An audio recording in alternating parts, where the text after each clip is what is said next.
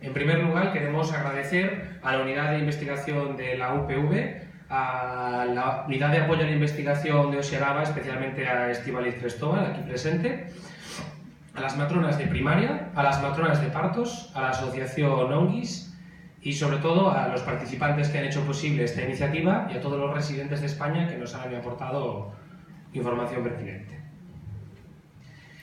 Existen programas de preparación al nacimiento en todo el mundo cuyos objetivos principales son promover un embarazo más saludable, promover la autonomía de las mujeres y prevenir la ansiedad. Pero, ¿dónde están los padres?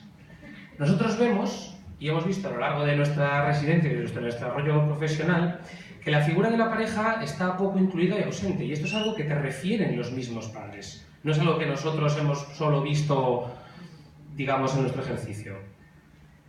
Si bien la preparación maternal está totalmente generalizada en toda España y se imparte de forma sistemática en todos los sistemas de salud, es cierto que programas de preparación que fueran específicos para las parejas de esas embarazadas solo existen, como podéis ver en el mapa, como iniciativas aisladas, a excepción de igual la iniciativa Cambiemo de Barcelona, que sí que es algo integrado en el sistema.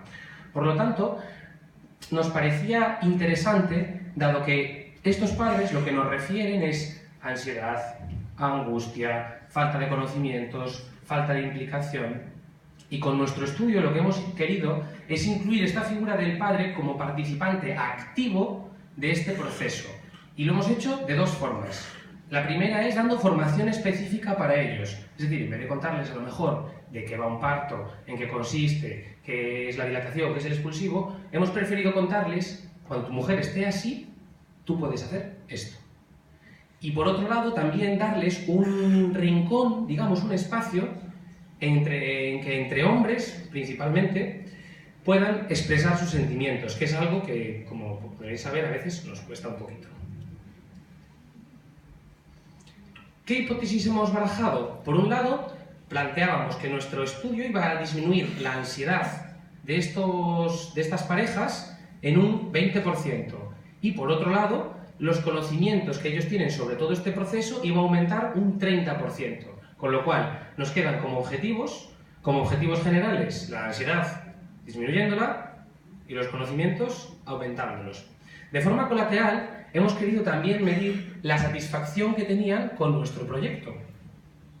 Luego veréis los resultados. ¿Y qué diseño hemos utilizado? Pues un estudio cuasi experimental, en el que el diseño más habitual es el diseño pre-post. Es decir, hago primero un estudio de las variables que me interesan, realizo la intervención y vuelvo a hacer una medición después para ver qué ha cambiado entre estos dos puntos. ¿Y quién era la población diana? Pues parejas sentimentales de gestantes del área de salud de Vitoria-Gasteiz. A veces me escapa la palabra padres, pero es cierto que si os fijáis en el título como tal pone parejas sentimentales, porque queríamos, por supuesto, incluir también a aquellas parejas que fueran mujeres. Y si bien es cierto que solo ha habido un caso de una mujer que ha venido a nuestras sesiones, la experiencia fue muy enriquecedora y se sintió totalmente incluida dentro del grupo. ¿Cómo hemos captado nuestra muestra? En la primera sesión de preparación maternal íbamos a los centros de salud o las matronas de primaria y captábamos a las parejas de las embarazadas que estaban acudiendo a estas sesiones. Esos son los 3 centros de salud que hay en Vitoria y por otros estudios sabíamos que necesitábamos una muestra de unos 110 participantes y como podéis ver conseguimos 138, o sea que estupendo. ¿Quién está incluido en este estudio y quién está excluido? Bueno, principalmente parejas sentimentales gestantes de más de 30 semanas, que la gestación sea controlada, tener como centros los de Vitoria, que fuera progenitor de su primer hijo, es decir, en caso de que fuera un padre que es padre por primera vez, aunque la mujer sea una secundigesta, ¿vale? Que sea su segundo embarazo.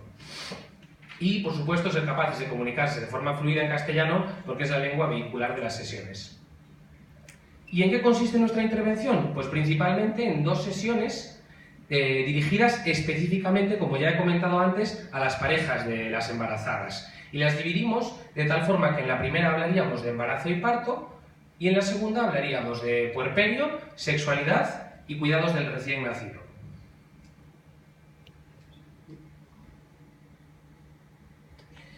¿Cómo hemos medido nuestras variables? Bueno, la primera de ellas, la ansiedad, si recordáis, hemos utilizado la escala STAI, que seguramente muchos de aquí conoceréis, que está validada tanto para su uso en nuestro medio como para su uso en muchas partes del mundo.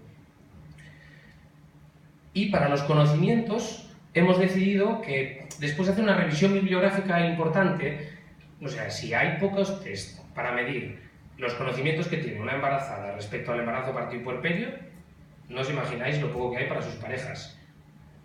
Nada.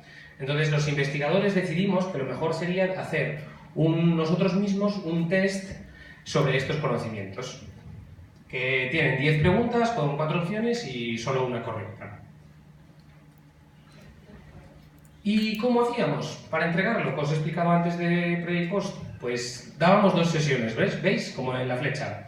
Entonces, antes de la primera sesión, lo primero que hacíamos era entregarles la escala STAI, nuestro test de conocimientos y, aparte, un cuestionario de variables sociodemográficas con datos como la edad, el estado laboral, si tenían antecedentes obstétricos previos desfavorables, pues un aborto anterior o algo así, para luego hacer un poco análisis también de esos datos y ver si influían en nuestras variables.